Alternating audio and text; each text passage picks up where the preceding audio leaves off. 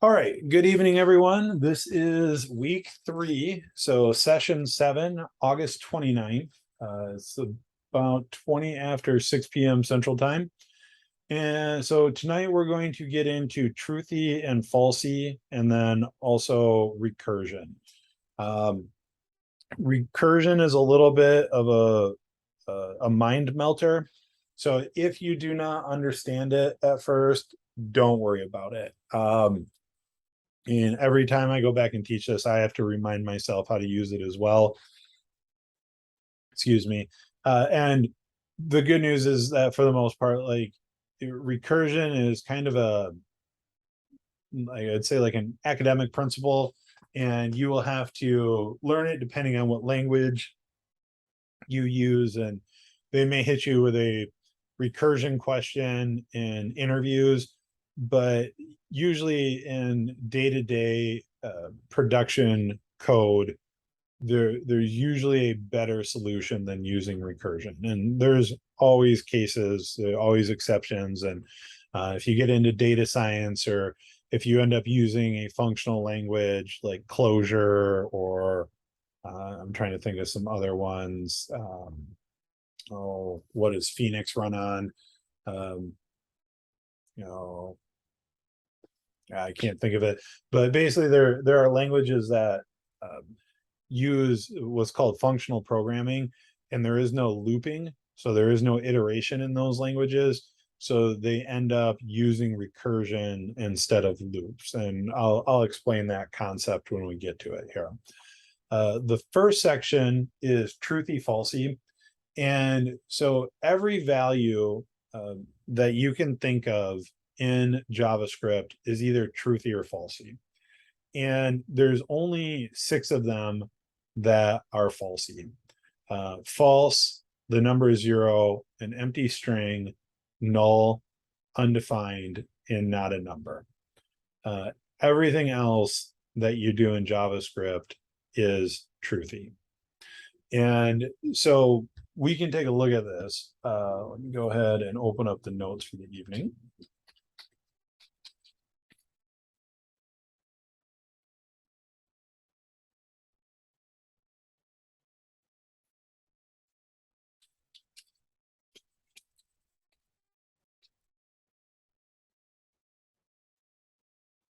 All right, and so we'll make a quick if-else statement here. So let's say let we don't have to do that. We'll just do if true,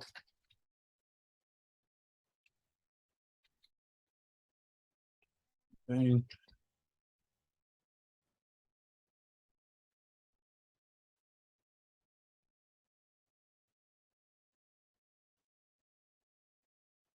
right? And so true is the most, we gotta wait for a basic example of this, right? So true resolves to true, and false will resolve to false, right? So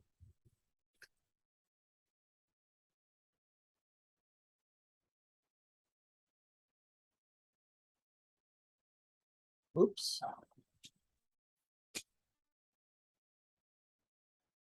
And so all truthy and falsy is that even though it doesn't necessarily just say false, if you feed it a value, it will resolve to false, right? So the number 0,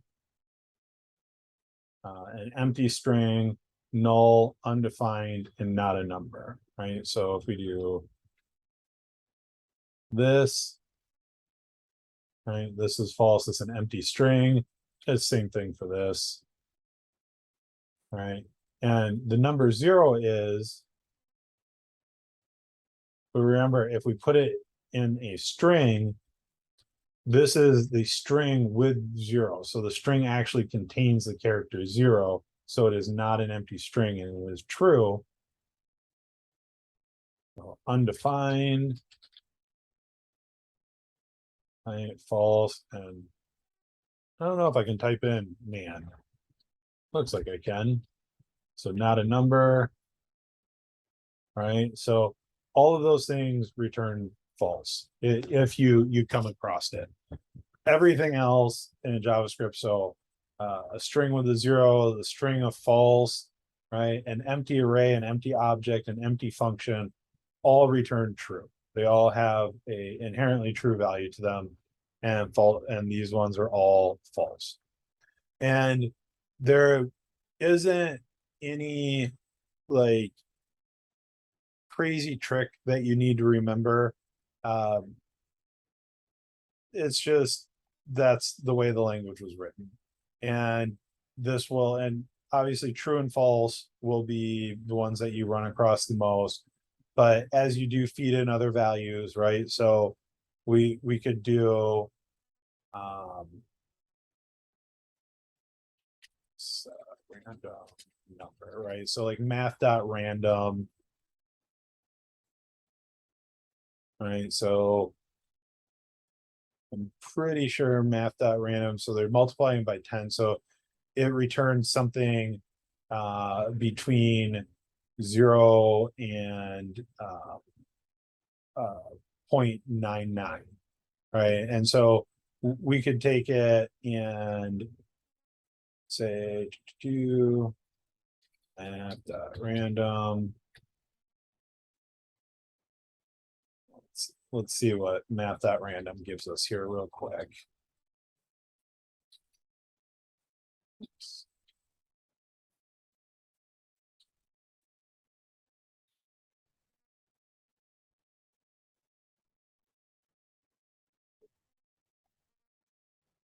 All right, and let's do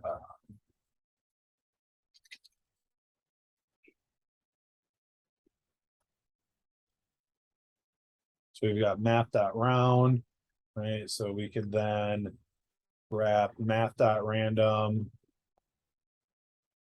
and math.round. All right, so we're either going to get 0 or 1. So now we could take this whole thing here.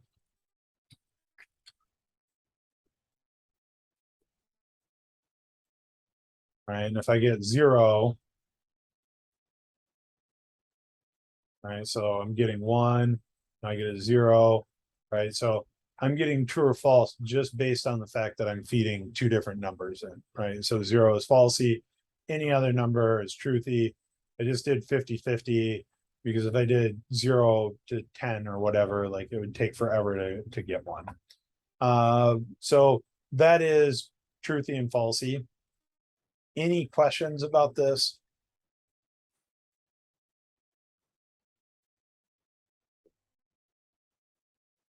Okay. Jason, I don't know if you're trying to talk or not. Um, no, okay. All right. So the next section for this evening is going to be recursion. All right, so this is where everyone can take a deep breath and don't worry, we're going to go through this slowly. I'll show it in Python tutor. We'll talk about it again tomorrow night. There's a handful of challenges that use recursion to solve them. We'll work through them. But also at the end of the day, if you walk out of this class, basically know that recursion exists. Don't worry if you're not comfortable with it yet. All right. So the process in which a function calls itself. Using recursion to solve a problem requires two cases. A base case, so the condition in which the function stops calling itself, and a recursive case, the case in which the function returns itself, right? So if we look at this function, sum up to, so we give it a number, and here, actually, let me just grab this. I'll grab this whole thing.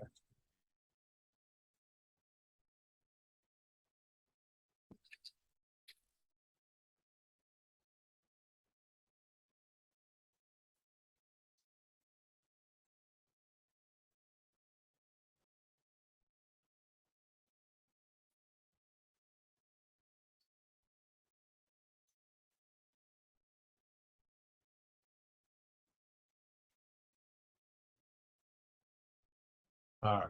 So we've got a function sum up to, which we give a number, and we say if the number is triple equal to 1, right, we return the number 1. Else, we do the recursive case, which returns the number that we give it, plus we call up sum up to a second time, and we give it that num minus 1. All right, so let's take a look at this. And I know this is busy, and I'll walk through it step by step as well. All right, so we call the function sum up to 5 the first time, right? So here's our base case. We check to see if 5 is equal to 1. It is not. So we skip over it. We come down to the recursive case, and we return 5 plus sum up to 5 minus 1. Right? So just like a loop, like if we do not increment or decrement in a loop, we will have an infinite loop that just keeps going until it crashes. It's the same thing with recursion. We're using this to replace a loop. And so we're just looping through and calling the function over and over again. And if we do not, so like if we didn't have -1 here, we would just keep calling sum up to with the number 5 until the computer runs out of memory and the whole thing crashes. However, with this, the second time we call it, we're calling it with sum up to 4, right? Check against the base case, no. So we return 4 plus sum up to 4 minus 1. So now we're down here at 3, right? And then we do the same thing for 2, right? We check against the base case, nothing. And so finally, we call it one last time with a call depth of 5. That means that there's 5 open functions here, and we have 1 is equal to 1. So this finally becomes true. So we return 1, right? And then, so then we do 1 plus 2. So we return 3, 3 plus 3, we return 6, 4 plus 6, we return 10, 10 plus 5, we return 15. And that becomes your final answer. All right. So if you're going, what the heck, perfectly fine. Does anyone have previous experience with dealing with recursion?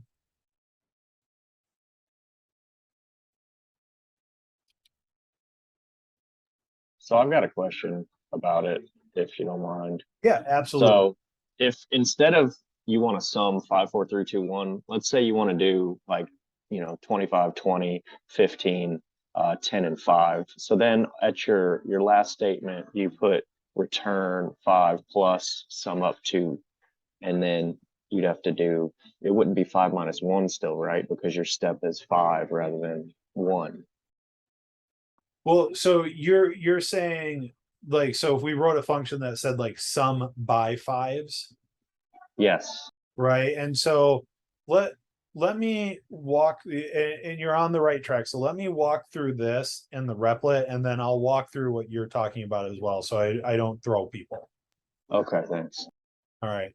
So if we take a look at this sum up to, right? So, and actually we might as well take a look at it in Python tutor.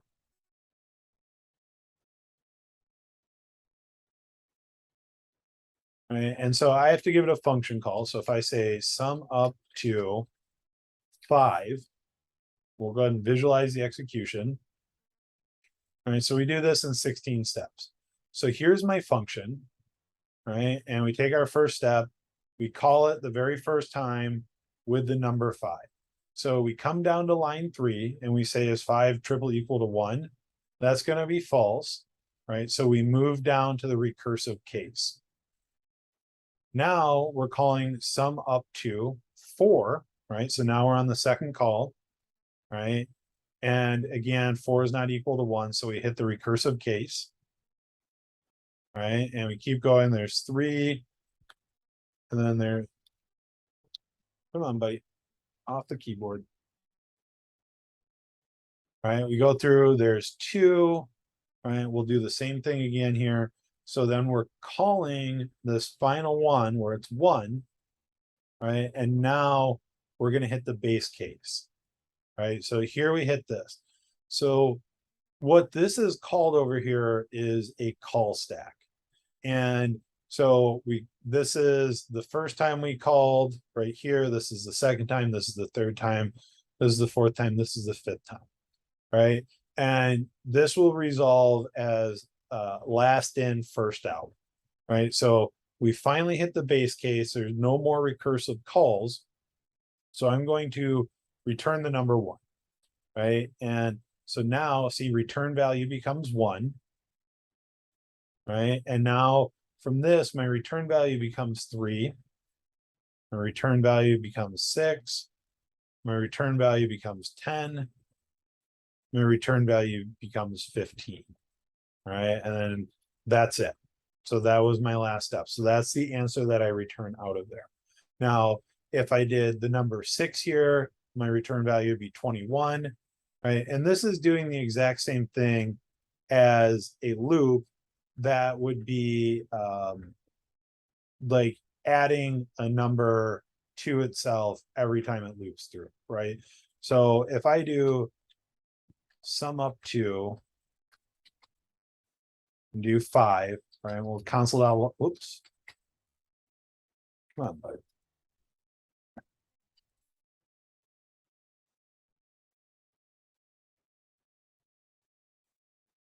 You have an extra P in there.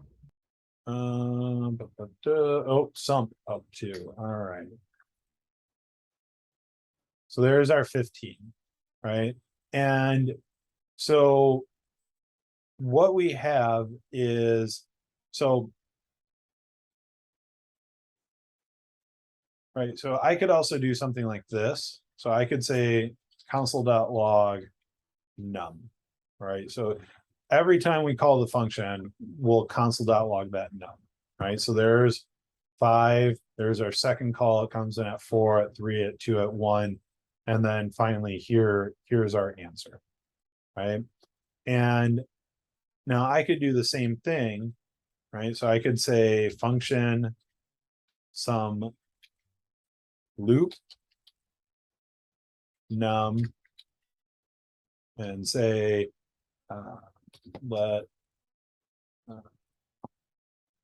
value equals 0, and then say for let or actually we can just do this while num is greater than 0, value plus equals num minus. So that'll decrement num by 1. Then we can return value. And if I call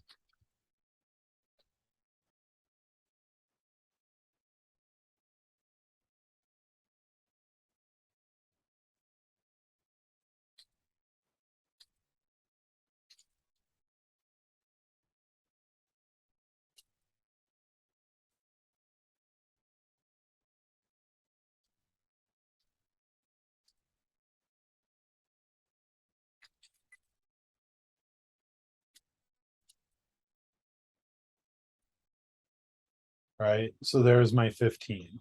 And same thing here, I can do console.log num, right, 5 4 3 2 1. So this is doing the same thing as this. Now this takes up a lot less memory, right? And so I don't know exactly the number it'll take to crash this, right? But I could do let's get rid of these console.logs. And so let's comment this one out here once real quick. And let's say,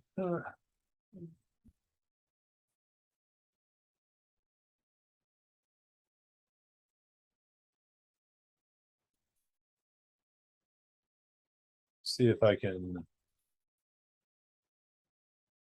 let's see if this will work. Can I do console.log date.now?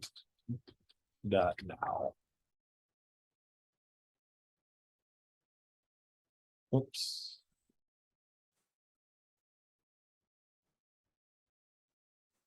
Okay, so this is giving me the date in seconds, I believe, is how that works. So let's try this.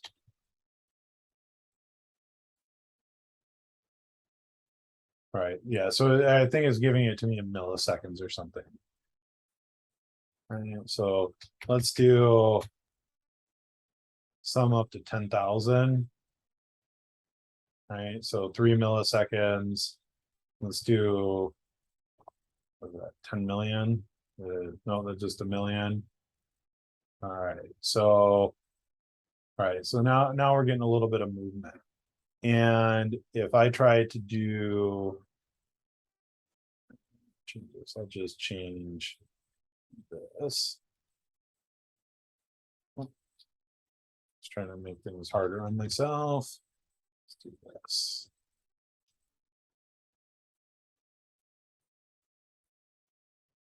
Oops. Comment this. All right, we can already see just at that, like it was already about 33% slower, give or take whatever the replet's got going on there. But let's do this. Let's take this up to 10,000. Oh, my fault. I left the loop in there. That. All right, so we've got that, which is about the same. There's a million. All right, so I don't know exactly how many times it'll take it, but I don't know if it showed anything down here. No, it doesn't really spike it. But what happens is, so, and this is kind of getting into the like the nuts and bolts of computing and like the real low level stuff, like how hardware works. But when you take a variable and you take a function, you take anything in a programming language and you turn on that program, it saves that into memory, right? So when this function runs, it gets allocated a block of memory. And it's when it's on the call stack, it's actively running. And once it's done, that memory goes away. And with this, so I mean, we could take it up to 1,000,000 and it just ran, right? And so not a big deal there. There was only one function in memory running a loop. And it basically had to know that there was a loop and it had to know that there was a variable. When we use recursion, notice how when I went through with this in Python tutor, right? So we go from, right? So there's the function, the program knows about it. That's one block of memory. That's a second block of memory. That's a third block of memory. That's a fourth block of memory. That's a fifth block of memory, right? And so where we do it as a loop, that loop, the first time might have a slightly larger block of memory allocated to it, but it only has that one function call that's open. All of these function calls stay open until we hit our base case, and then they all start, it looks to us basically as we see it as humans, because it happens so fast, we think it all happens at once, but it happens in a numerical order, right? So this was the last function to be called, and then it returns, it resolves itself, its memory is freed up, right? There's a return value, it goes away, so on and so forth, back up the call stack until everything's returned and we have our final answer, right? But now when I'm trying to do this 1,000,000 times, right, like I'm trying to take up, I'm opening up 1,000,000 individual functions, right? And so it makes it much more resource intensive to do something like this than it does to use a simple loop. And now it's all fun and games when you do this like on your local host, right? You do it on your computer and you're doing it in Replit, and it basically just cuts you off and it says it's done, right? But like, what happens when I go to AWS EC2 pricing, right? And I'm in a production environment and I do something like that, and this ridiculously large number gets fed into it, and now all of a sudden Amazon comes back to me, and that cost me $1,000, or it cost me $5,000, or it cost me $10,000, and com compute pricing is very cheap by the unit, but the units are also very, very small. And so when you start using things that take up like a ton of memory, and especially like if you've got like auto scaling in there, where like, let's say you set up your software so that if you use up all of your memory during peak time, Amazon will automatically start bringing new servers online and giving you more memory and giving you more computing horsepower. And so when it really comes down to it, I mean, like, we're writing code at the academic level right now, but when it comes to being a business, the one thing you want to do is increase your performance, keep everything running as fast as possible, but you also want to use the bare amount of resources that it takes to solve a problem, because more resources will almost always equal more money that you're spending. And so and I again say there's exceptions to everything, but most of the time, if there is a recursive solution to something, there is probably a more efficient way to do it iteratively and using a loop instead of using recursion. And this is also a case of single recursion. I don't typically make you guys tackle it on your own, but there will be a challenge for like, one of the challenges is like the Fibonacci sequence, and each time you run that, you call yourself recursively twice, right? So let's say if you go 5 deep there, right? So the first level is that one call, the next level are those 2 calls, and then each of them make 2 calls, and then each of them make 2 calls, and then each of them make 2 calls. All right, and I don't even know that I'm divvying this up right. Right, so we get 2 for each one.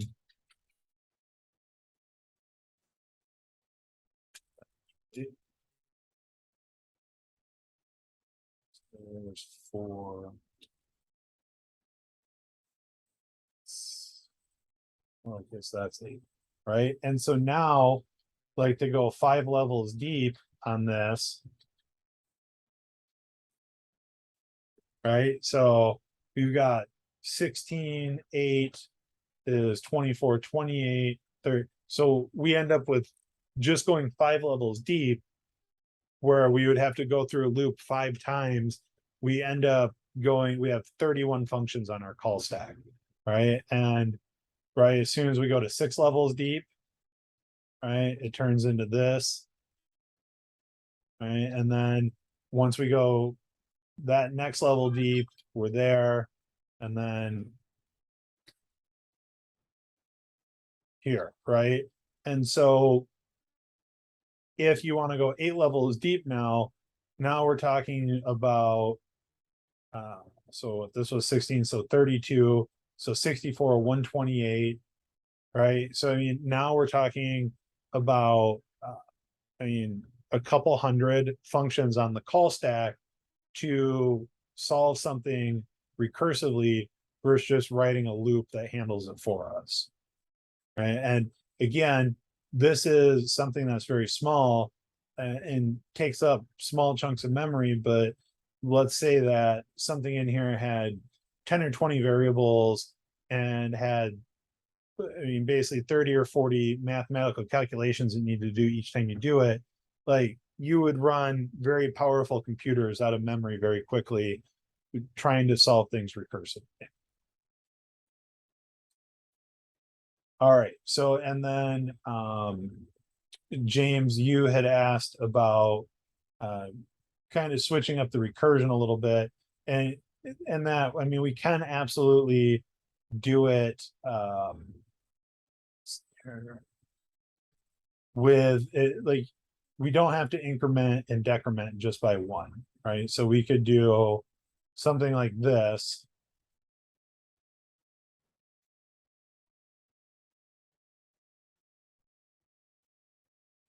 And say, like, sum by fives, right? And so we could say, at this point, like, we would want to go to 0, return 0, and then like basically do num by 5, and then we could do console.log sum by 5s, and if we give it 25, right, it should give me 25 plus 20 plus 15 plus 10 plus 5.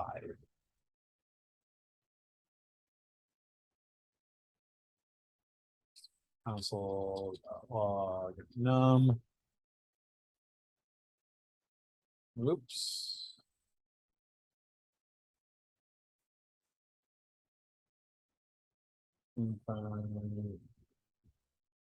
Return 0, else the recursive case. Oh, that's because I That's sum up to for there, I was like, where's the typo coming from? Yeah, I was looking, I was like, where'd that come from? All right, sum up to 5s is not defined. Sum by 5s, I'll get there eventually. We write our code iteratively. All right, 25, 20, 15, 10, 5, 0. So the answer is 75, right? And you could do this by anything. You can do multiplication. There's all, you can recurse by anything you want to, as long as you're moving towards a base case, right? Now, this, I would have to say, like, I would put a check on this, right? So that, like, if, num remainder 5 is not equal to 0, then I would say, like, return, please not run, return, enter a number divisible by 5, right? Isn't the 3 equals like the strict equal? Yes. Because you said not equal. No. Typing it out. I want it to be, because if this is not here, because right, because like if I give it the number 26, right, and I get rid of this, we'll never hit the base case because we're saying triple equal to 0, right? And so if I do 26, right, like, we're going to keep going because I go from 26 to 21 to 16 to 11 to 6 to 1 to -4, right? So by adding this in here, if I try and add something else in, whoops, and I see what you're saying now, not equal to that. Right, so now we punch out and we say that, hey, you can't do that, and if we put it back to that, then we're good, right? And so, yeah, you can recurse by anything that you can think of, as long as you're moving towards your base case, right? It's the same thing with a loop, right? So up here in the sum loop, if I said, like, triple equals 0, and then I did, instead of just minus 1 and did 2, whenever I gave it an odd number, I would skip right over it and wouldn't get the correct math anymore. I'd basically have every odd number would give me an infinite loop. And you could see, though, like, when I did this, where I was giving myself the opportunity to be in an infinite recurse, right? So I can do this. Oops.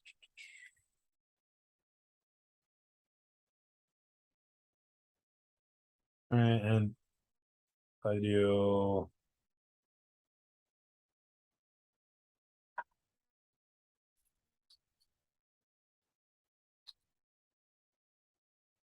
right? So give or take, I went through my recursion about 10,325 times, right, before it blew up.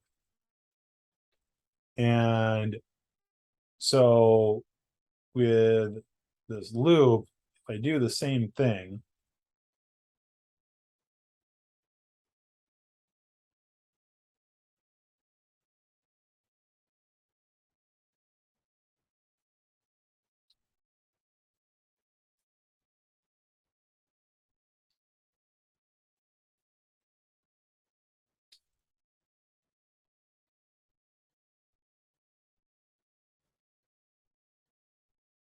I guess it kind of went backwards with that where I was dividing it there, but if I did the same thing, I'm just trying to think how I'd write this loop to fail. I have to do like this.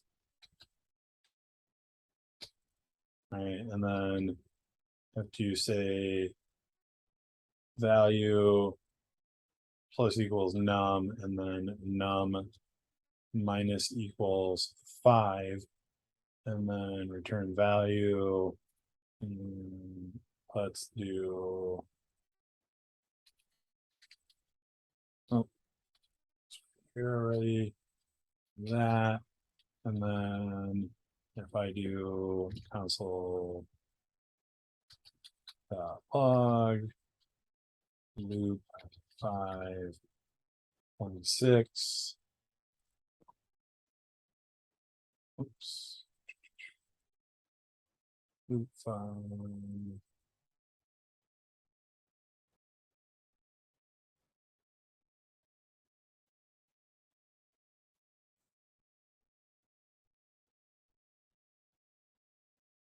Where am I getting here with that? So value is equal to 0. Do value is equal to num. While num, oh, because it never hits in here because it's that. Well, same thing I did in the last one. Well, not equal to 0. There we go.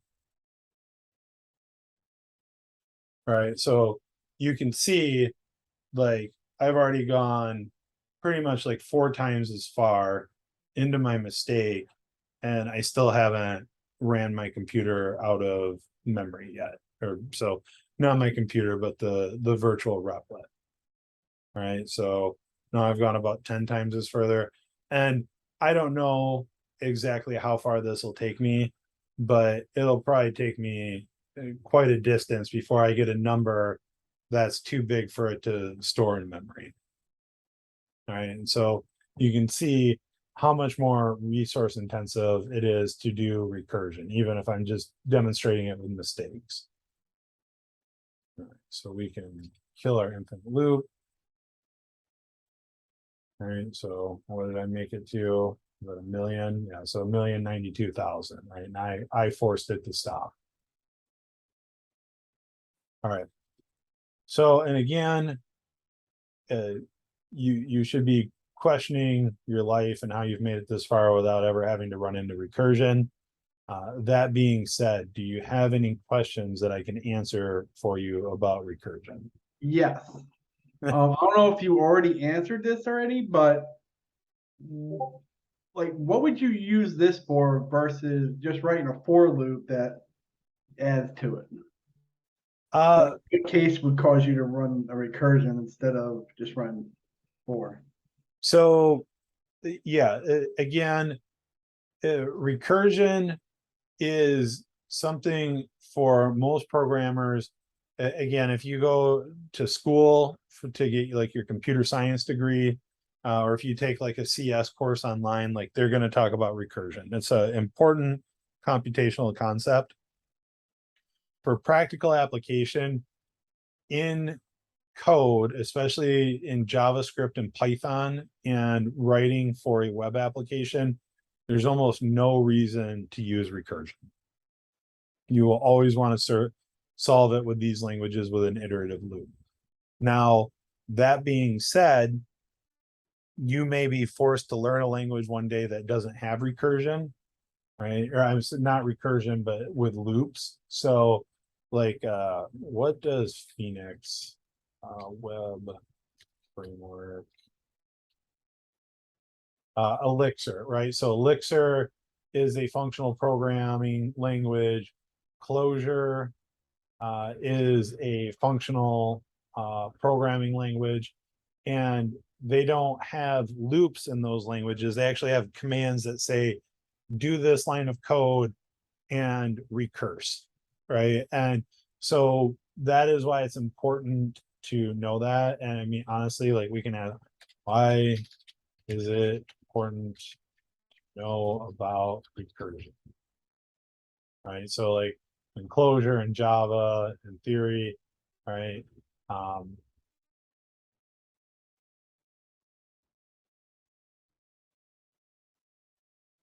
Right. And so I will drop a loop for this. Right. So cracking the code interview that all recursive algorithms can also be implemented iteratively in its section on approaching technical interview problems. And honestly, for you as a new developer, this is where you are most likely to run into recursion, is in a coding challenge. And that's why Code Platoon covers it. And it's almost, so any challenge that has a loop in it, there's most likely a recursive solution to it. Just like any recursive problem, there's an iterative version. And so that's the whole thing, right? Is like we could say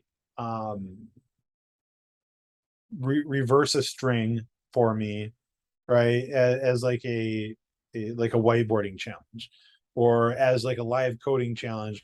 Okay, well, now don't use built-ins. Okay, so you solved it that way. Can you solve it recursively for me, right? Like they're going to continue to tweak things and make it harder, and like they'll keep going until you basically reach your limit. And that's the point of coding interviews, is often to find out where exactly you're at, and not necessarily just like that, hey, like you failed at this. It's, we're interested in hiring you, but we need to have a good idea of where you're at with your technical capabilities. And yeah, like outside of that, like I said, for recursion, for our purposes here, it's going to be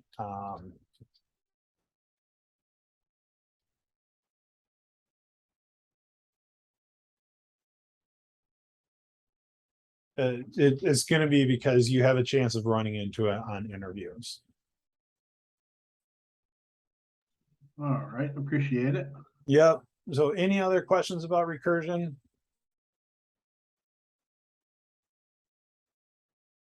Okay, so let me open up the challenges here.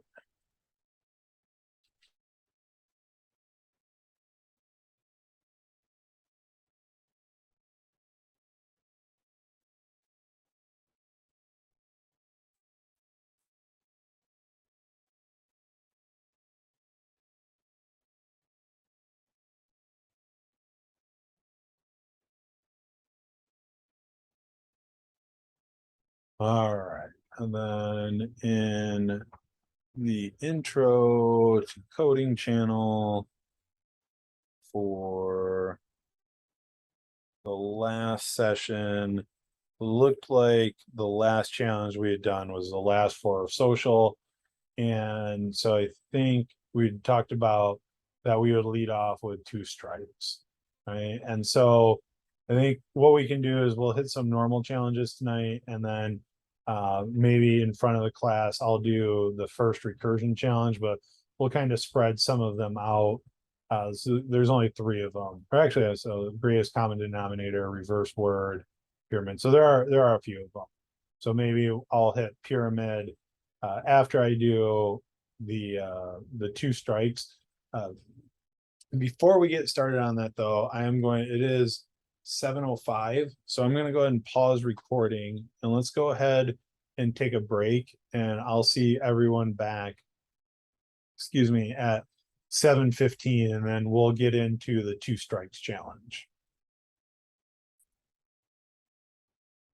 All right, welcome back from the break. So I've got the two strikes challenge here that we left off with on Thursday evening. So I decided to cover that first, and then maybe we'll look at jumping into a recursive challenge after this, and then we'll do a challenge on your own. All right, so let's go ahead and break down these prep steps. So we are going to get one parameter, right, which is going to be a array of strings. All right. Well, and I guess it doesn't have to be an array of strings. It's going to be an array of values that could possibly have duplicates. All right, and we are going to, I apologize, we're jumping a little bit ahead here. Let me read the instructions.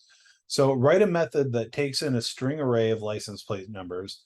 The method should return a string array of any plate numbers that appeared at least twice. If none of the plate numbers appeared more than once, the method should return an empty array. All right, so we've got this first function call here.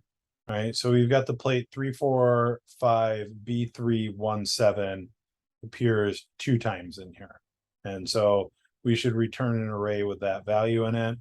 And there are no duplicates in the second one, so we should just return an empty array. All right. And so I had actually added an extra one here with numbers. So array of plate values that could possibly have duplicates.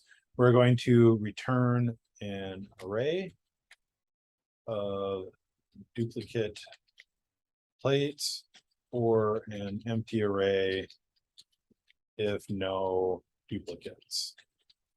Examples are down below. All right, so pseudocode. Has anyone solved this one yet on their own?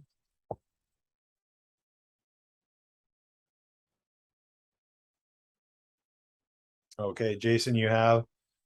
All right, cool. So first step here, let's see, I'm going to get my array of plates.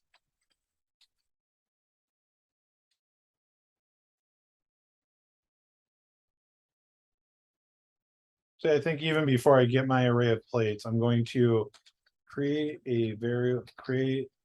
an empty array that holds duplicates. Then I'm gonna get my array of plates and iterate through them. I want to take one of the plates and remove it from the array. Then compare that isolated plate against other possible instances or against all other plates in the array and look for duplicates. If the plate has a duplicate, add the plate to the array of results. If the plate has no duplicates, discard the plate. All right.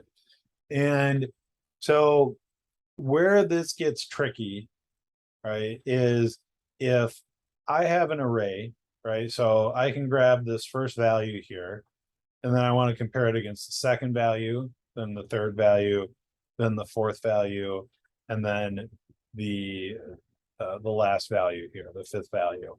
And if any of these are duplicates, I then want to add it to another empty array that I'll return at the end of this that will have my duplicate plates in there. Now, where it becomes an issue is I don't want to just go through a loop here and iterate by I, right? Because then I'm going to need nested loops and I'm going to have to account for when I go through this one, that I go through this one, this one, this one, this one. And then when I go to this one, I don't need to compare it against this one anymore. I just want to compare it against this one, this one, this one, right? And so on. So once I get here, I just need to compare it against these two, and so forth. And so just looping by I can make that a little bit more difficult. So any questions before I get started? Like, does the pseudocode make sense? Kind of what I'm doing step by step here, what I plan to do at least.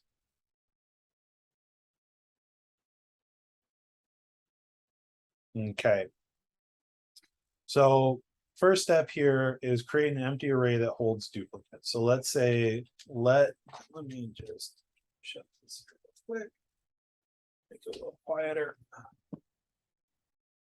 And we'll say, let duplicates equal an empty array. All right. And now let's go ahead and create our loop. So let's do this. Let's try this as a while loop first. So while we'll call it plates dot length is greater than 1. Let's see what we get out of that. Right. And so now I need to decrement, right? So I need to bring the value down once each time. So because if I just do right here, if I do console.log plates, all right, I've just got an infinite loop here. So does anyone remember off the top of their head, how do you remove the first value from an array? Slice? Is it shift?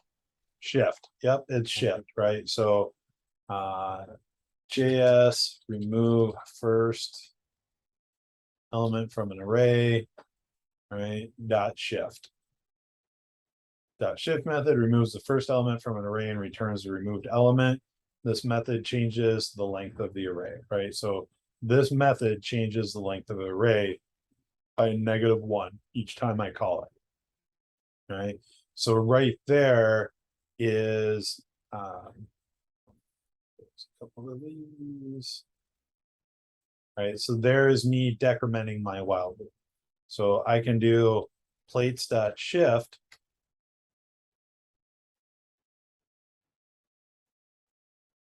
All right. And so there's 1, 2, 3, 4. And then because I'm not returning anything, that's where I get that undefined. And the reason I'm not comparing that last one is because by the time I get to this last one, right, there's nothing left to compare it to. So there's no point going to that last one. All right. And so now what I can do is look at, you can say, let plate to compare. Well, let's do that in camel case. Plate to compare is equal to plates dot shift. Right. And so now, how can I see if an element is included in an array? Right, if I didn't want to use Includes. right, so I can use dot includes. If I didn't want to use built-ins, now I'd have to write a nested loop, right? So now I could write my for loop in here. And so I could say for loop, and here, I'll just write it here real quick. So I can say for let I equal 0, I less than plates dot length, and I plus plus. All right, and then I could say, let's see here, plate to compare triple equals plates I, right? And so now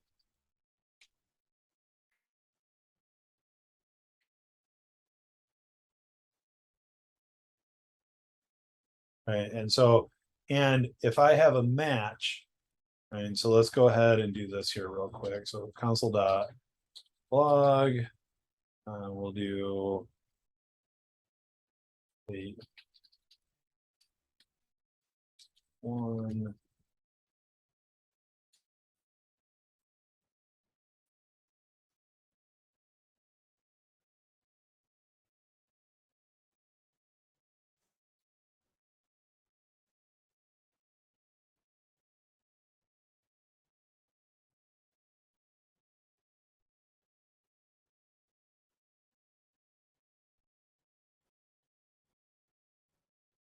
Let's see here.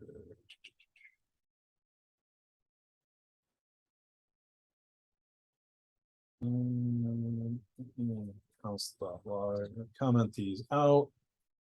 All right, so I only get one iteration through here. Right, and so while plates length is greater than or equal to 1, right? Console dot log plates dot length, right?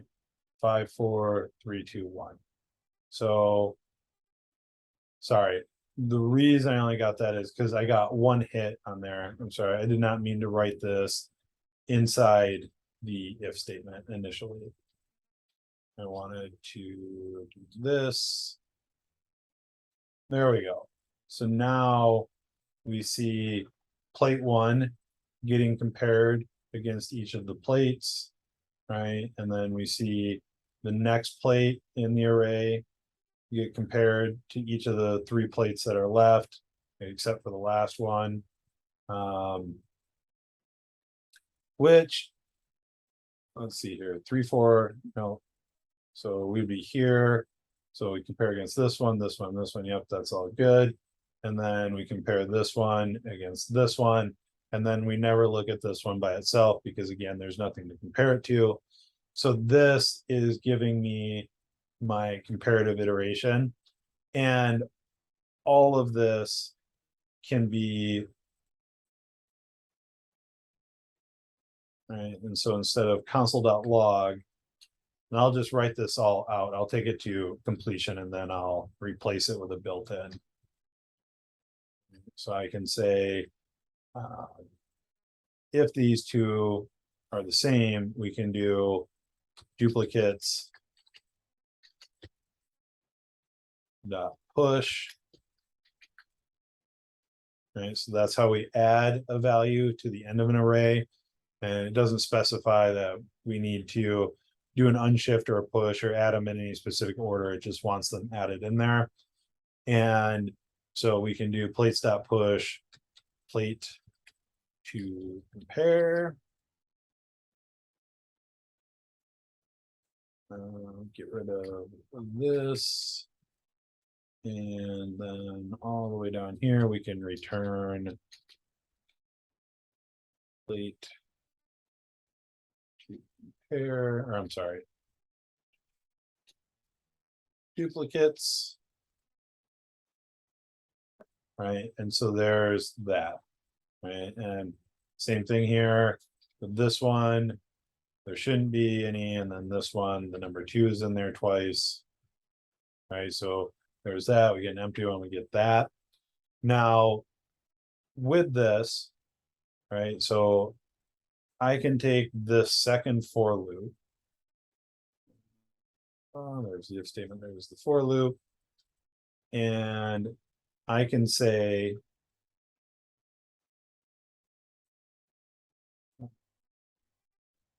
if plates dot includes plate to compare,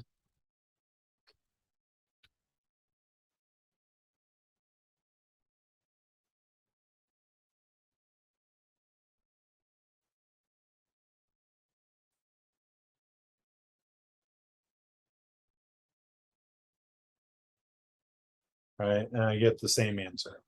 So all of this, so this right here, this for loop can all be replaced with dot includes.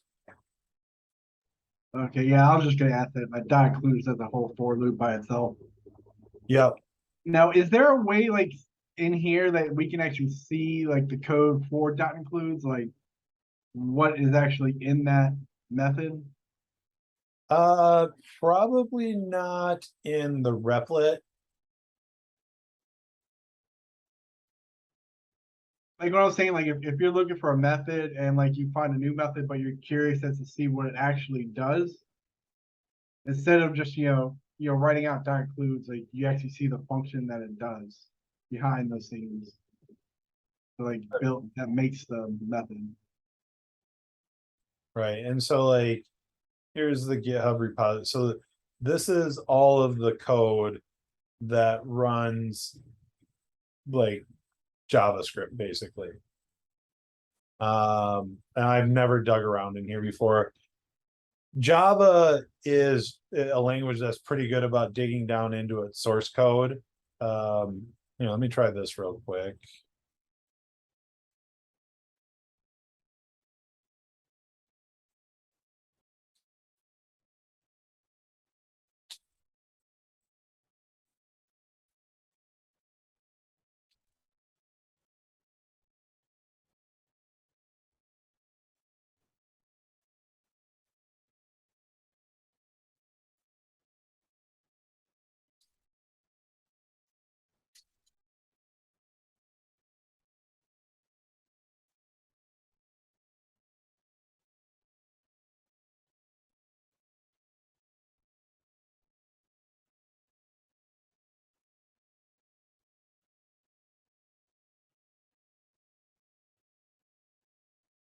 Yeah, so this is the source code for dot includes, and this is going to be in TypeScript. So there's a little bit more overhead in here, but you're seeing it basically implement all of these different interfaces. Let's see here. Okay, so when you run the dot includes, it points back to here and goes through each one of these interfaces to see if it's true or not. Or I'm not sure how it selects which one it uses. Right. So, but yeah, I mean, this is the underlying code for dot includes. Right. And then like there's going to be, right, so now we're digging around in the source code of JavaScript. But yeah, I don't spend a ton of time down here. And I also think that, right, so determines whether an array includes a certain element, returning true or false as appropriate, element to search for, the position in this array at which begin to search element. And so like float 64, float 32, uint 32. I don't know why it uses one interface over the other, to be very honest with you. So, and again, like we can cross over into like the different thing that's going on. Like we see this is like the ES 2016 library, ES 2019 interface, right? And so you can keep digging and digging further into each of these. But for purposes of this class, finding it in here is probably your best bet. all right. But yeah, and again, and I don't know that Replit will display all of the source code for Node. This is inside VS Code, like an actual IDE. Yeah, I'm just a lot of times curious on how it actually works versus like just knowing that it does. Oh, I'm usually just crossing my fingers, hoping that it does work. So, all right. So back in to two strikes. All right. So you can see that this does the same thing as this. Now, where this is for me, and I think this stops a little bit short here, is within the use cases. So what happens when we do this? Right? So now, because as we compared it, we said, hey, the match is here, push it in, the match is here, push it in, the match is here, push it in. Right? So we end up with multiples of the same value, right? And that's not necessarily what we're looking for. Right? We just want to know if there is duplicates, right? So same thing with this. So what's something that we could do so that we just get a list of each plate that has a duplicate, not how many, like every time we get an additional duplicate, we get more basically noise pushed into our duplicates array. Could we create an object and then just output whatever is greater than 2? Well, I wouldn't necessarily transfer it over to an object, but just like we're doing a dot includes here, right? So we're doing like an if plates dot includes this, maybe we could look at doing the same thing here, right? So if plates dot includes is already in, or so basically if duplicates dot includes already has our plate to compare in there, then maybe we skip over pushing it in another time. Right, so that's how I think I would handle it without having to change like the data structure that we're working with. Right, so what if you, and I don't know if this would work, but if you just did return duplicates index 0, would that give you an error if there was an empty, if it was supposed to return an empty array because there's no index 0? I think it might give an undefined, but the other issue is though is only if we return 0, what happens when we have two sets of multiple duplicates in here? Oh yeah, okay. Yeah, I didn't count for that. Right, so we would want to implement some sort of extra step here that prevents us from pushing in, right? So we could say something like, and let's see here, duplicates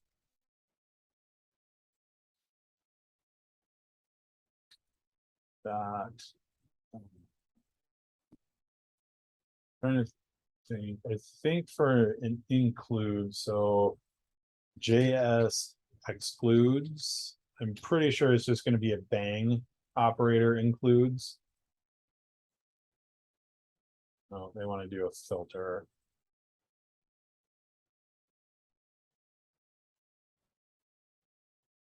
Okay, nope, so there, the bang. So we could say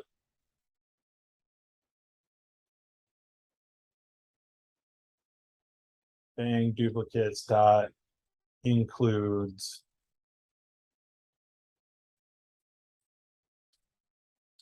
plate to compare. Right, and so now what I'm hoping is it's going to say that that plates is included in here, but it is also excluded from here. Right, so now we only get one of each, right? Because for the first time we run into a duplicate, this is true, and it hasn't been added to duplicates yet. So the second part is also true, but then after the first time we push this in here, it doesn't matter if this is true anymore, this is now false. Right, and so that, and yeah, like it doesn't matter what I do here. All right, I only get one number 2. So, and to me, that is pretty much how I would solve this one. And then also like a little extra twist there. All right, any questions on what I did here?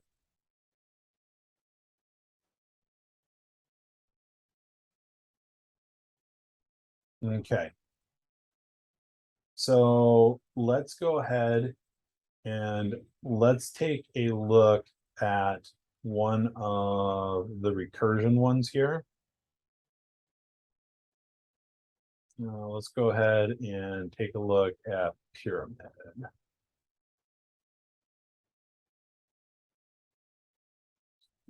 Oh, we're back to forking the replet again instead of remixing it. This has been a wild class, guys. They haven't made up their mind yet. I'm sure people innately hate change. I'm sure somebody was complaining about it.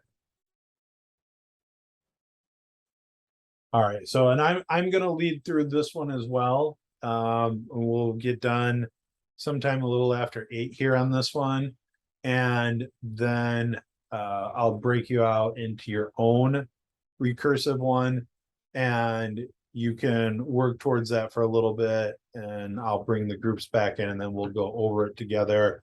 And if there's still time for me to walk through one more challenge, I'll do that. If not, we'll answer any questions people have, and then we'll start challenges again on Wednesday. All right.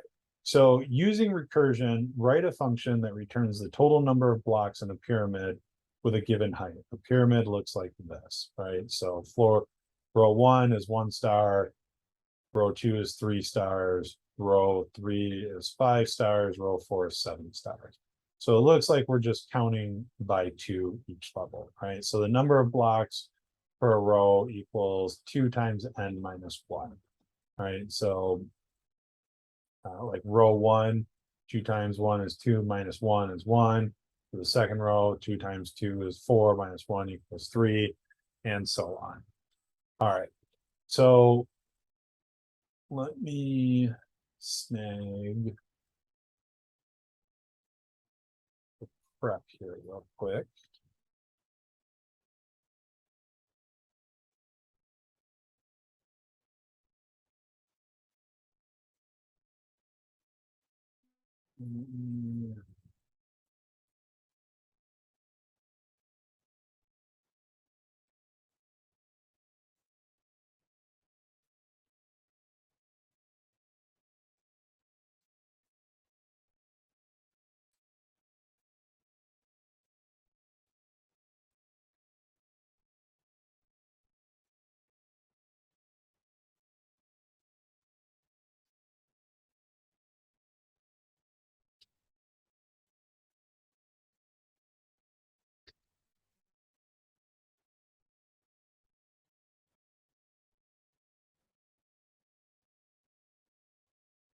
All right, so we know that a 3-row pyramid would have 9, right? So a 4-row pyramid would have 16.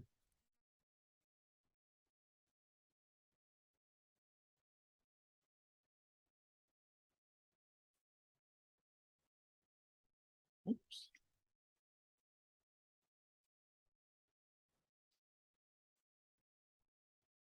All right, so see below parameters, we're going to get one parameter, number, which is equivalent to the number of rows in the pyramid. We're going to return a number.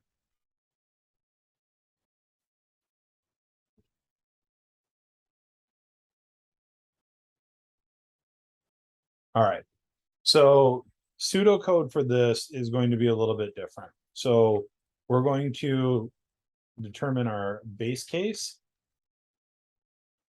and our recursive case. All right, and so I know when we did the pyramid, right, like we started here and I was kind of counting down, but I think to do this, because we're going to be wanting to work down to 1, because this number can scale and keep going, right? Like we can have 4 rows or we can have 100 rows, but we always have to have a row 1, even if there's only a row 1. All right, and so for me, that tells me that my base case is going to be when the pyramid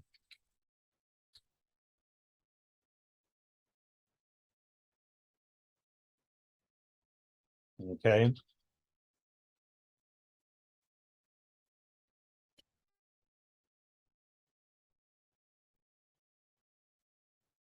the recursive case, I'm going to take my row number and do, what is it? It's 2 times n minus 1 formula and call my function recursively. All right. And so these are my two cases, and this is really all I need to do with this, right? So I'm going to do my math. I'm going to call recursively. When I hit my base case, I'm going to return things, right? So let's go ahead and let's add our base case first, right? So this will be our base case, right? And we'll say if height triple equals 1, return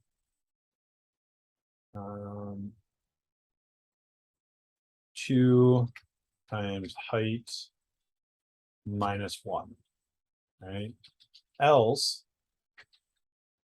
now this is our recursive case, right? And so this is where it's different, right? So like we're going to have another return here. And remember, because we're in an if statement, we can have multiple returns because we're only ever going to hit the return in the if or the return in the else, right? And so that's where we're allowed to have 2 of them. So now I can say return 2 times height minus 1, whoops, minus 1 plus pyramid height minus 1. All right. So I believe this should work. I wrote a lot of code without hitting run, and because of the recursion, you have to have that base case. Right? So there's 9 and 16.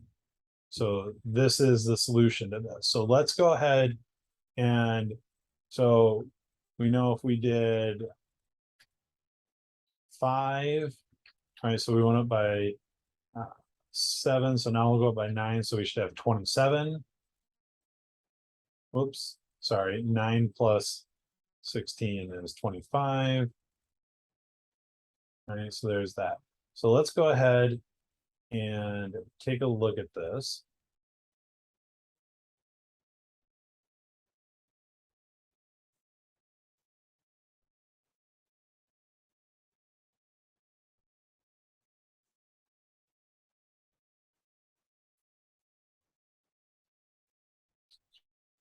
Delete these.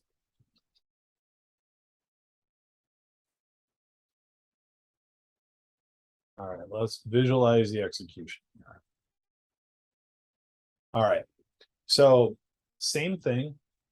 All right, we come in, we take our function, the computer saves it, and it knows it's there and it knows it can use it.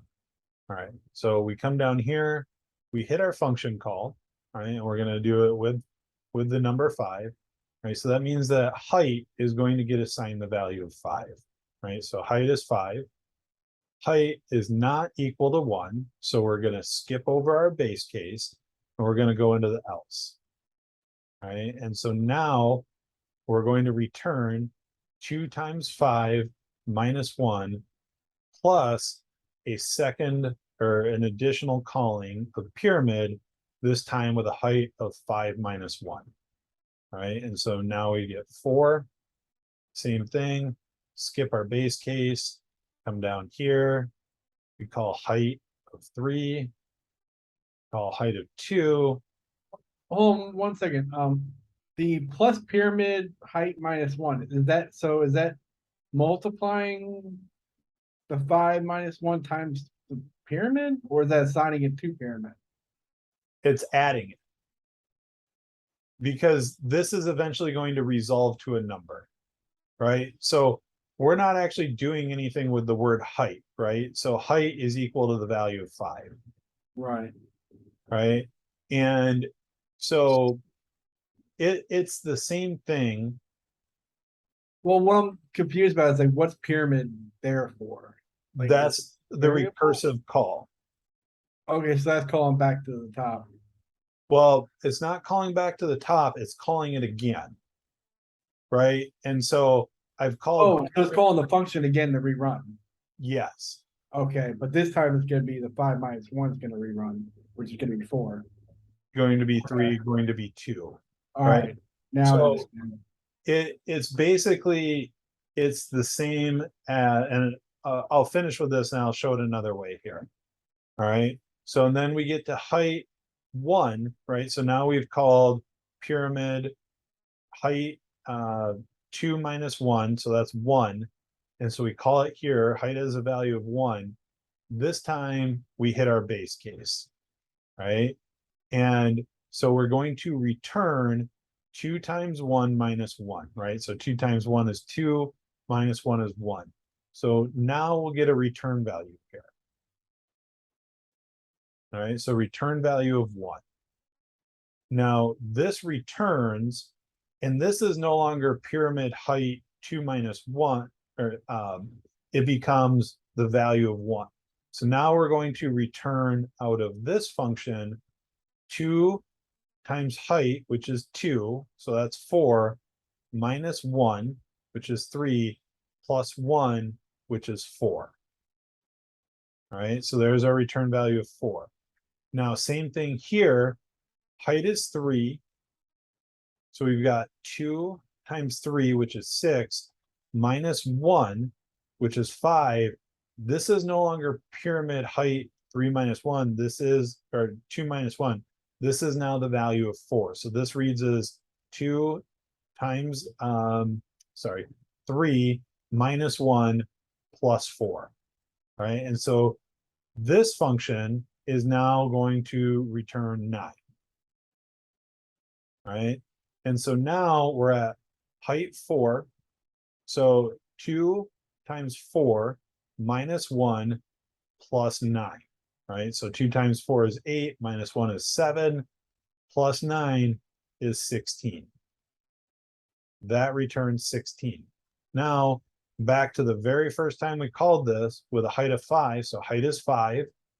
2 times 5 minus 1 plus 16, right? This is no longer a pyramid called with height 4 minus 1, or 5 minus 1, giving us 4. This is now the value of 16. So we're 2 times 5, which is 10, minus 1 is 9, plus 16. This returns the value of 25. Right? And so the thing is, we have to remember that every time we have a variable, every time we have a function, it resolves to another value. Right? And so when we do this, right, this going in, this function of height 1 is on this line, it is pyramid 2 minus 1, and we call it, gives us a height 1, it returns. So this no longer is pyramid height, or 2 minus 1, it is the value that comes from that return statement. And we return it all the way up the chain until we run out of functions that we've called, and then we return the final value, which is 25. Right, so that's moving things onto and then back off of a call stack. Did that clear it up a little bit, Chad? And don't worry if it didn't. I know, like I said, this is confusing. Yeah, I pretty much got a good understanding of it. I mean, it's still like gibberish a little bit, but I kind of got a grip on what's going on now. Okay, right, and like I said, a lot of it comes down to being able to visualize the the replacements here, right? So let me do something like this.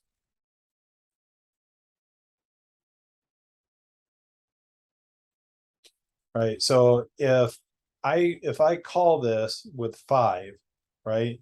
So height becomes 5 all the way across the board. Right? So 5 is not equal to 1. So we skip over this, and basically it's the same thing, right? So we're going to call this again. And the second time we call it, this is going to be 4 all the way through, right? And so the third time we call it,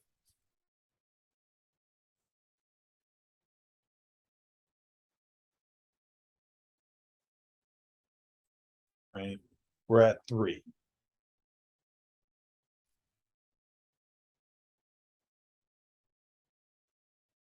The fourth time we call it, we're at 2.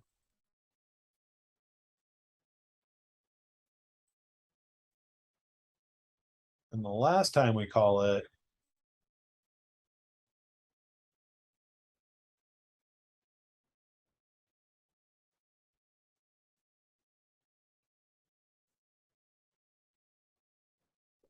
right, this doesn't get hit. Right, so this one doesn't get hit. This one doesn't get hit.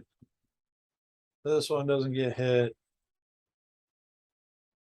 And this one doesn't get hit, right? So this case doesn't get hit. We go through here and we called it all the way down, right? And so now this returns back up the chain, right? So this equals,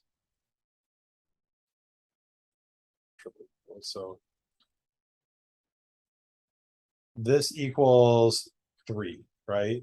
And so what happens is this goes away.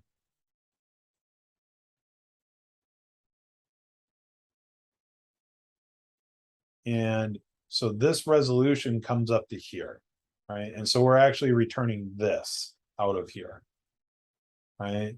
And same thing up here, right? So this now goes away.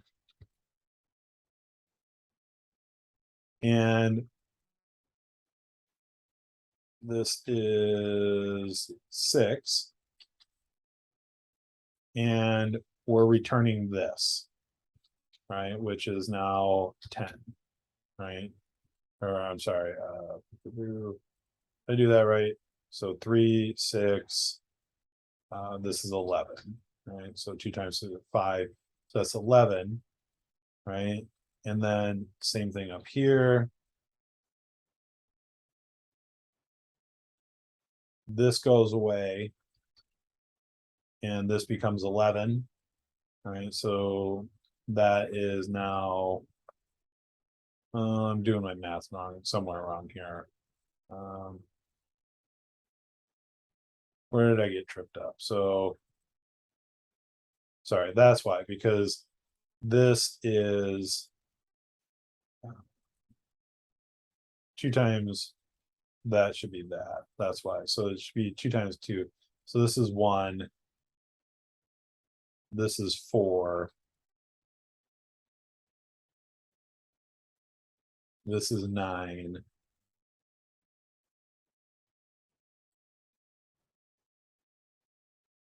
Adjust these two. Sorry, I made a mess of this. So it's 3.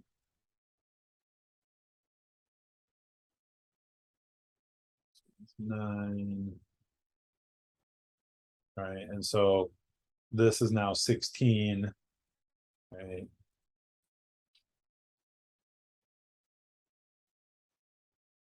This goes away and becomes 16, right? We've got 2 times 5 is 10 minus 1 is 9, and this is 25. And so then at the end of the day, even this pyramid 5 goes away, and we're console.logging the value 25 over here. Right? Does that kind of help explain like the up and down of what happens here?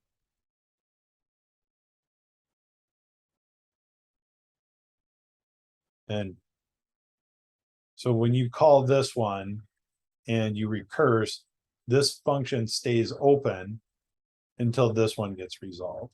And this function stays open until this one gets resolved. This function stays open until this one gets resolved. And then this function stays open until this one gets resolved.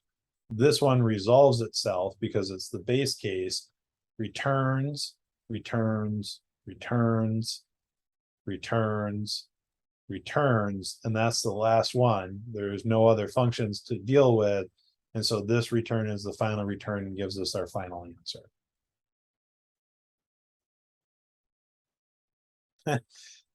Sorry. Yes, I know, and I'm sorry. I made the way back up a little bit more difficult than it needed to be because I was doing my math a little wrong. But basically, what we have to do, and again, and I'm not trying to say like, oh, this is easy and like everyone should do it. This is hard because we're thinking differently than we used to, but you're thinking like we have to think as we're substituting, right? So when I read this line, right, all the way down, let me undo all of these.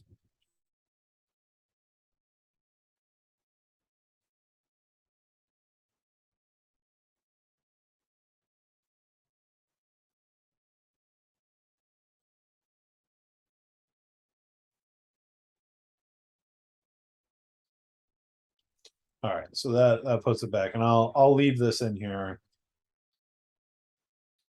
as note, but we have to think as developers in substitution, right? So if I look at just something very simple like function add n1 n2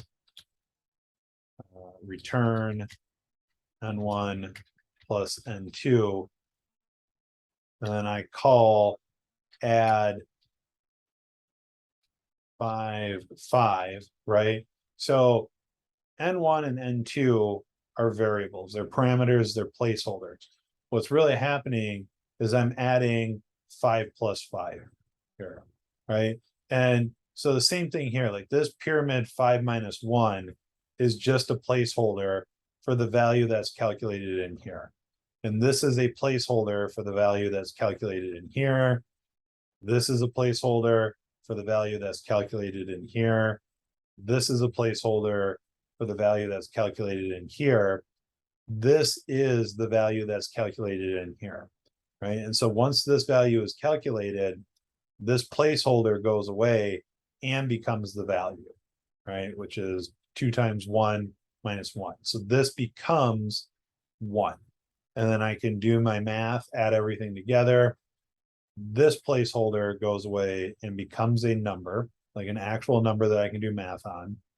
So on, so forth, all the way back up until I have no more placeholders and I'm just left with one number, which is my final number.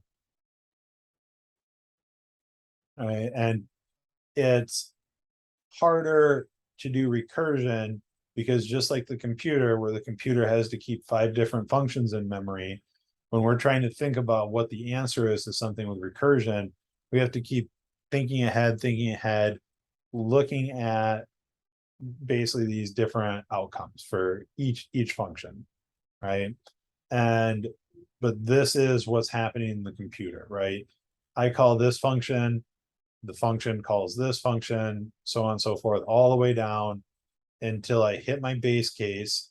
There's no more functions to call, and I start to resolve each function in reverse order, right? So it's last in, first out. So the last function called is the first one that I return, and then goes right back up the chain until I don't have anything left to return, and that's what gives me my final answer.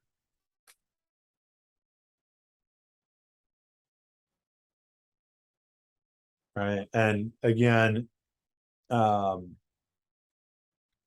you don't if you're like, oh my goodness, I have no idea what recursion is still, I want to stress that is perfectly fine. I said this is like a mind melter before I started it. And like I'm speaking about it, right? But I've also again, I've been explaining it for a while now, like did all this stuff, like I have a lot more exposure. So like like I said, I was sitting in your exact same seats just a little while ago going, what is this? Why is this happening to me? Right. And so um come to class Wednesday, come to class Thursday, even if you think you're struggling with this concept, because this is probably the toughest thing we've done in the class so far. And it's also a very narrow piece of coding. We just hit it because it is something that will get brought up during interviews, even, which again to me is silly, but it's a practice of software interviews where you will get asked questions that you will never have to deal with in your day job, right? It's just gatekeeping, it's jumping hurdles, all that good stuff. Pretty much every industry does it. It's the tell me what your weakness is, right? Like I work too hard, I care too much, right? You've got to have an answer for recursion, even if it's not going to impact you in your day-to-day life as a software developer.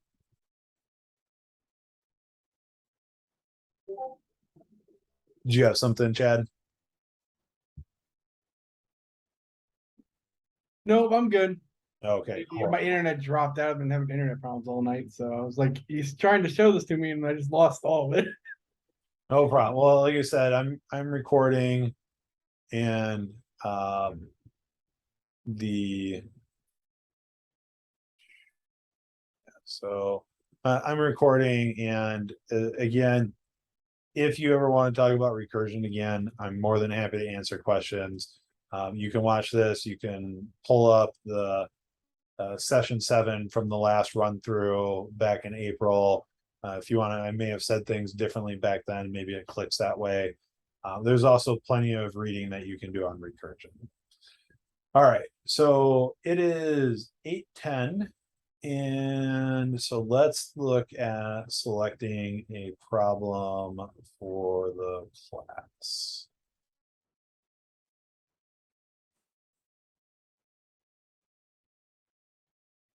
Let's take a look at some of the negatives.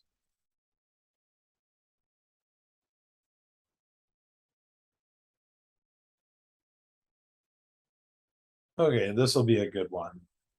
All right, so let me drop this into chat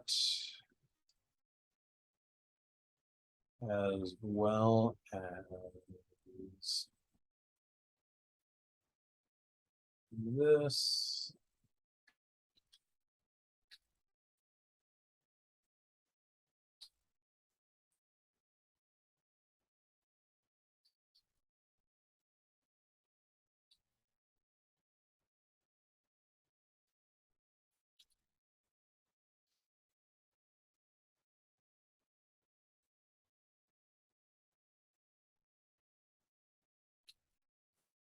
All right, and let's take a look. So we've got about 12 people in class right now. So we could do 4 groups of 3. That would work out well. So let me open up breakout room. So actually, let me pause recording here. Don't do it. All right, so we've got the sum of negatives challenge. Welcome back. We'll go ahead and go over a solution here. I heard a couple of people talking about that they tried to solve it recursively, and I don't know why, because it didn't make you do it that way, but now I'm curious. Pretty sure we can solve it recursively with some shifting and an if statement in there. So we'll see what we can do with that, but we'll go ahead and solve it iteratively first. So we're going to get, we'll do the prep first. So we're going to get one input, which is an array of positive and negative numbers. And we are going to return the sum of the negative numbers. All right, so iteratively, we're going to take a look and we're going to get our array and we are going to iterate through the array and evaluate each element and determine if it is positive or negative. The positive case is the easy case. If the number is positive, disregard it. If the number is negative, we are going to add it to the sum of neg variable. And then we are going to return sum of neg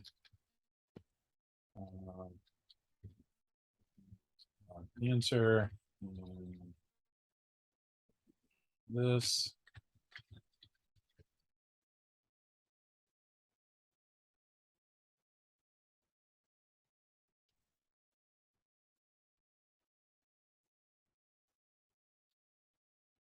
All right. So any questions as far as the pseudocode or anything in the prep? Okay, so let's say let sum of neg equal 0. All right, so we're going to start it off at 0. And every time we run across the negative number, we're going to add it to it. So we know that we're going to need to iterate through here. And so we're going to use a loop. We'll just use a standard loop on this one. Should say standard for loop.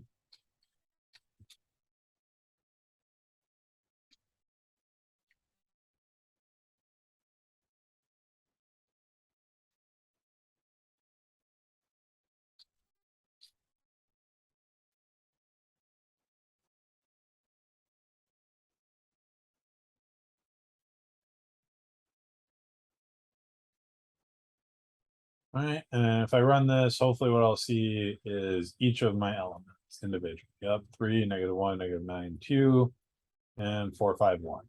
All right, get the undefineds because we're not returning anything yet. So we might as well throw our return in now. So I'll just get zeros in there instead of undefined.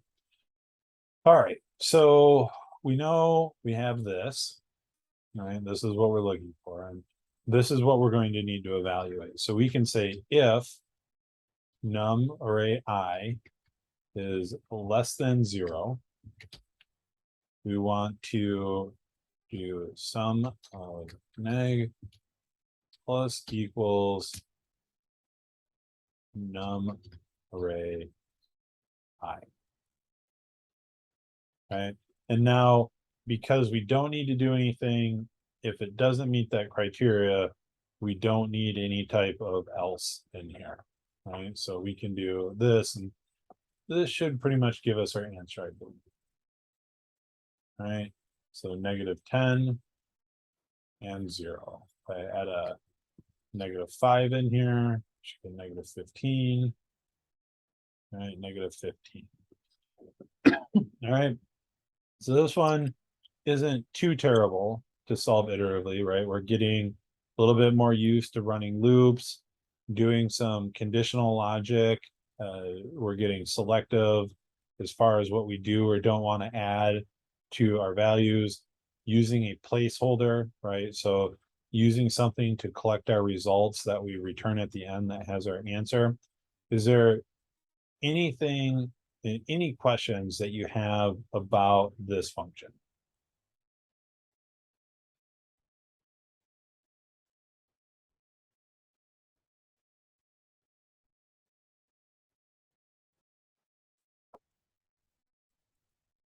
Anyone? Okay. The only other thing I might do to clean this up is, and it's not even really cleaning up, is you could do the same thing in a ternary and take it out of the if statement, but it's not necessary. Like this is a perfectly fine answer here. All right, so it's 8:43. We want to see if we can solve this thing with recursion. Kill us. Do it. Yeah, I'd be happy to watch. All right. I have nightmares tonight. All right, so hopefully this won't be too bad. And full disclosure, I've never done this before, so I don't know how that'll go, but I think I've got a way to solve it here. So we're gonna go ahead and copy this, and we'll just comment that out for right now. And let's do this. All right, so we need a base case.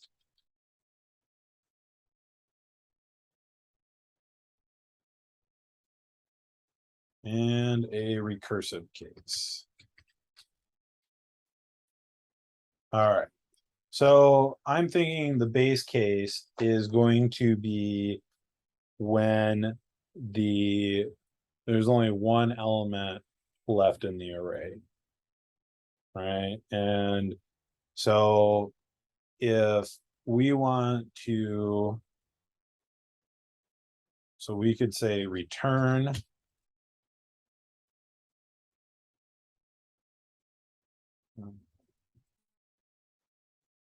let's say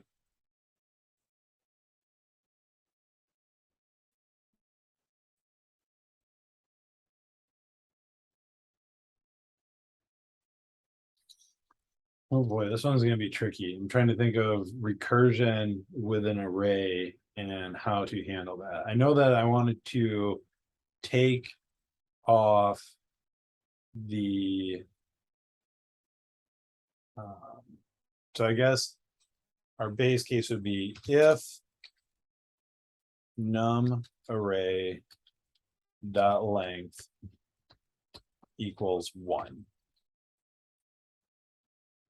Right, and so then so that means that we've basically gone through and fed num array all basically we popped or removed an element off of num array and each time, and so we can return num array 0 is less than 0, and if that's true, we can return num array 0 or just the number 0. So that way, if we get a positive number, so if we get a negative number, we're going to return the negative number. But if the number is not a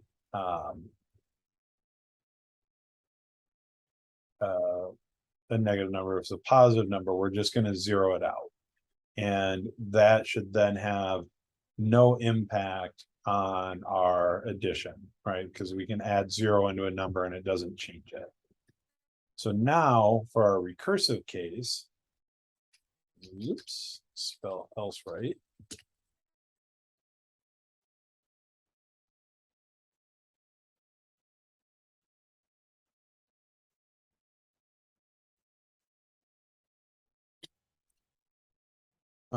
We are going to return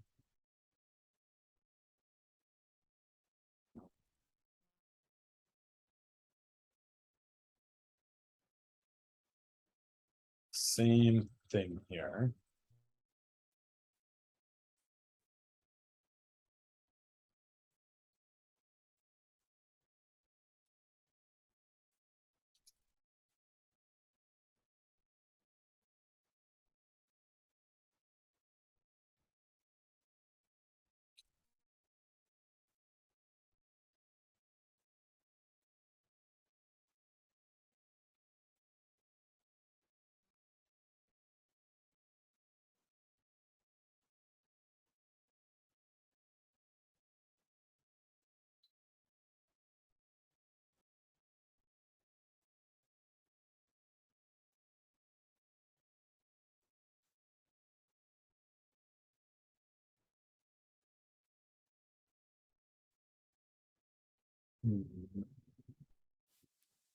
Ladies and gentlemen, we got him. Not yet, because I'm thinking what I can do here is I need to do, so let num to evaluate equal num array dot shift. All right, so that will give me the first index, so the 0 index, so the first thing off of there. Did you mean to spell it that way? Um, Value, sorry, what line? 28. The num to eat value. Oh yeah, evaluate. Oh boy. That's right, right? I can't spell. That's good. All right. So then instead of doing this, we're going to say num to evaluate. And now if that is less than 0, we can do this.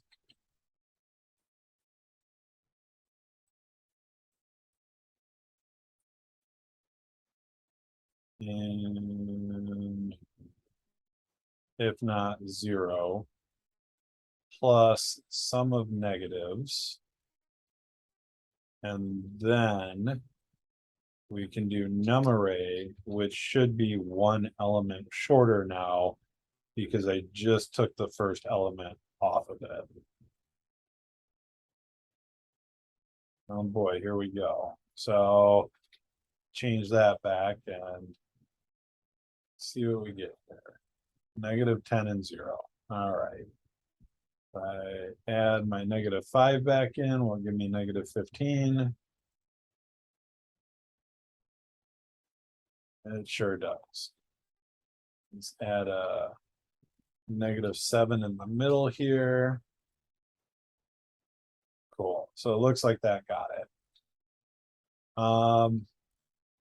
Is that the rumors of my demise were greatly exaggerated. So let's go ahead and pop this over into Python Tutor real quick. All right, so let's get rid of this. This should be 15 now. All right, so we solve it in 21 steps. All right, so this one will look a little bit different. We'll have some more stuff over here because we're using an array. All right, so we've got our function loaded up into memory. And we're going to go ahead and call it the first time. And we're going to call it with this array in there. 3, -1, -9, 2, -5. All right, so there's our array, right? In num array. And for the record, that gives us a length of 5, right? So this turns into 5, that is not equal to 1, right? And so then we come down here, we're going to pop off the first value or shift off the first value. So now num to evaluate becomes 3 and num array is -1, -9, 2, and 5. All right, and then we're going to call it second time, right? So now the second time we call it, we have the slightly smaller array in there. We're going to go through the same steps, right? So we're going to pop this -1 off. All right, and then we're going to call it again with this array. Okay, come back in here. It's a length of 3, not 1. We get -9. Call it again with a length of 2. All right, come in here. This is now 2 in this function call, and we call it this last time with the -5. Right, this time this is going to evaluate to true, and we're either going to return the number -5 or 0. But because it's less than 0, we're going to return the actual number. Right, so this is going to pass up.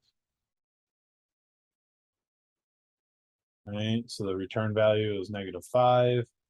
We come up here again because the num to evaluate is 2, so that gets turned into 0. We're going to return -5 out of here as well. Pass that up. This time is -9, which is going to get returned. So we're at -14, right? And we're at -15. And then we stay at -15 because we're filtering out all of our positive numbers. Right? And then basically here at the end, that's the end, and our return value was 15.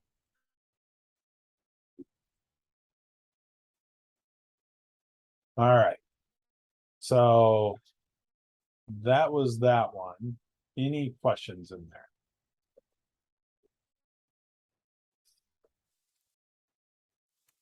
Why can't you just fail once?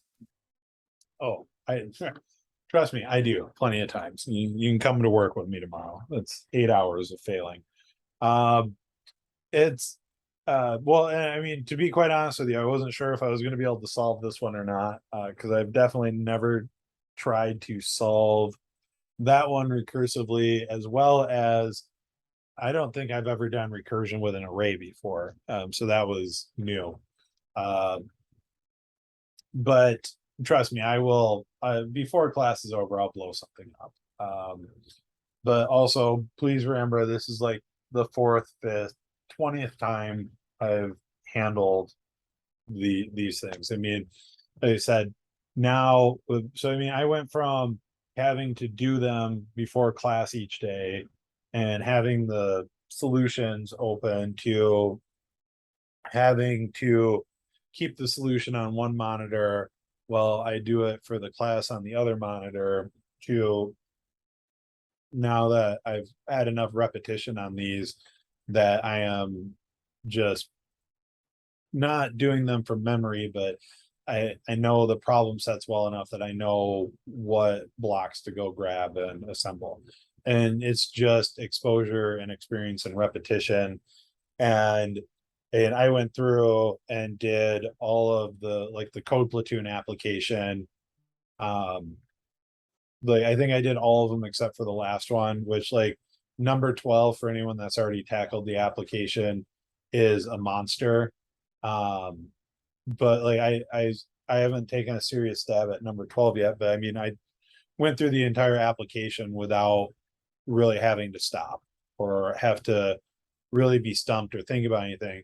But also, honestly, the application now that they're using is harder than the one that I had to take when I applied to Code Platoon. And I remember, like, legitimately, like, the week before it was due, like, crying myself to sleep thinking that I wasn't going to be able to get this done, right? Like, and had not, like, I mean, had gone through a bunch of crap with my last career, was done with it, like, was burnout, didn't want to go back to doing it, like, really wanted this to work out to me, and not knowing if it was going to work out for me, and sitting here doing these problems like my life depended on it, and being frustrated because they weren't working, and literally going to bed at night and, like, crying because I was so frustrated that these things weren't working. Right. So like I said, when I say I've been in all of your shoes, like where you're standing right now, I absolutely have.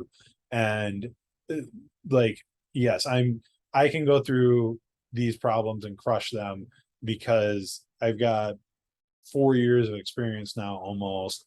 And like, I've taught this class multiple times over and over again, where I've done repetition on these things. And like I said, when you see me clone these things, right, like, all you see is 2 strikes, but when I open it up, right, like, this is the 4th time I've cloned this and done this exact same problem. So it's like, trust me, I have been there. Guillermo's been there. Like, all of anyone that's learned to code has been there, and they may have been there at different stages in their life or different ages.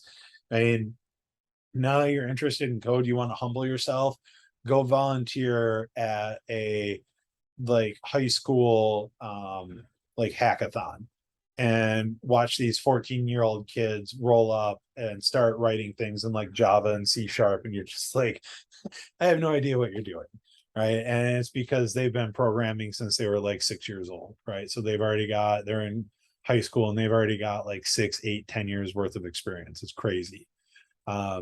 So, and like I said, I'll be 42 in January, right? So I mean, like, I'm not a young guy. Like, I look back at this, and I think for the younger you, like, it's never too late to get into this, but the younger you are, the better off it is. And trust me, like, I have all sorts of thoughts and feelings around like a 15-year finance career that, like, I wish I would have just got out of the Marine Corps and had something like Code Platoon for me like the day I stepped out, instead of like paying to go to college and like trying to climb the corporate ladder and put up with all I mean, my first real finance job working for Charles Schwab in 2008, my starting salary was $34,000 a year, right? So like when people think like, oh, Wall Street and stockbroker, and oh, you mean you make 7 figures, is not the case. I mean, I make significantly more in just salary as a software developer than I did like the only time I'd make more than that was when I was doing sales, but the job was insanely stressful and the pay was variable because you got paid on commission. So some months you made $30,000 and other months you didn't make anything. And it was just whichever way the winds took you. So, which was not like the most fun way to live. All right. So it is 9 p.m. I'm going to stop recording, and I am happy to hang out and answer any other questions that anyone else has, but let me go ahead and stop here.